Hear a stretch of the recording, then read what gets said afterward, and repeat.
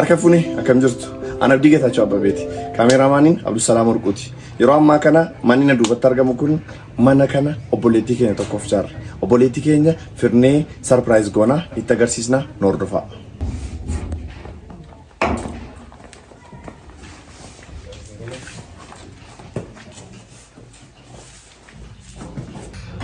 Ayyee egaan obboleettiin keenya kan na bukkeetti argamtu kuni Zubeerii Abbaa Rashaad jedhamti.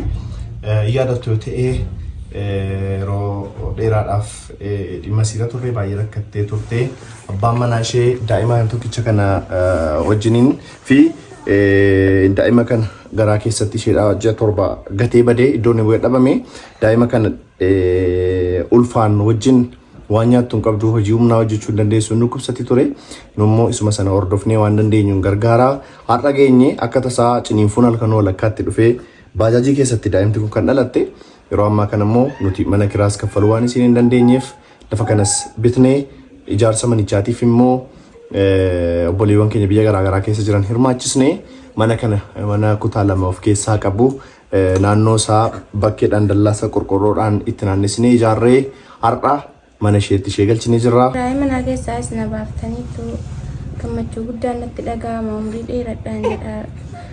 Waan na gammachiiftaniif isinis yeroo hunda gammachuudhuma qofa dhaga'an jedha. Gammadeetta. Gammadeera baay'een gammade akkan gammade gammadaa hundi keessanuyyuu akka jireenya hunda natti ibsitan jireenya hundi isinii fa'ifu. Duniyaan saakiraanis isinii fa'ifu. Kana wallaalamoo rabbiin kootti naaf gootu kan.